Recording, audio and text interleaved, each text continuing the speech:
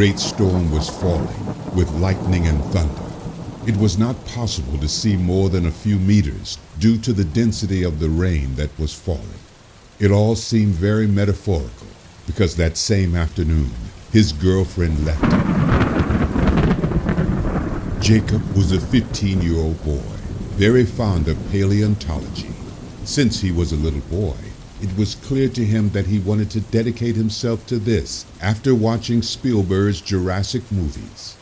So, that night, his shelter was adorned with posters, figurines, and 1,000 merchandising items from that movie saga. Suddenly, he began to hear tremors on the ground. They sounded like giant footsteps approaching. He looked up at the glass of water on the bedside table, and it was vibrating.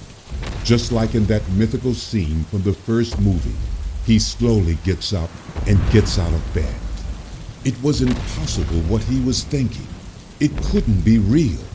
And then it was when he saw through the thickness of the rain a terrible silhouette that was slowly approaching. The lightning illuminated him fleetingly until he practically stood in front of his window, and he could see the horrible reality in front of him. He had a real Tyrannosaurus Rex.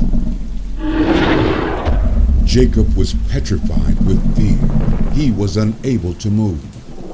The big predator stares at him with those huge eyes while breathing and fogging up the window. At that moment, it emits a terrible roar that makes the whole house tremble. The boy instinctively covers his ears with both hands and closes his eyes as tightly as he can. He begins to count out loud. 1, 2, 3, 4, 5, 6, 7, 8, 9, and 10. When he hears that everything has settled down, he slowly opens his eyes again. At last, it seems that everything has returned to normal. Jacob is in his room at the Children's Psychiatric Hospital of Our Lady of Mercy. Every morning, the warden comes to give him his medication. The boy is happy to see that all this was nothing more than a vision caused by his condition. The one who was not expecting anything that morning was the warden.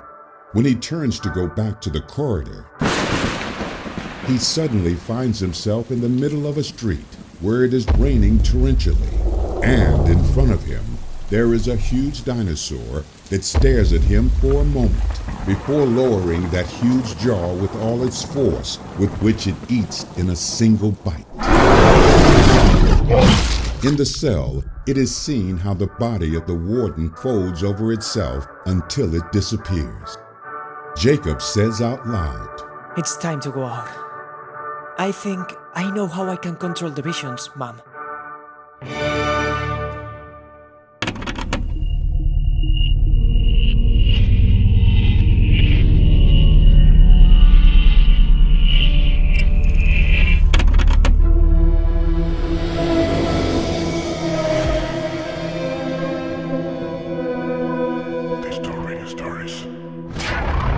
DisturbingStories.com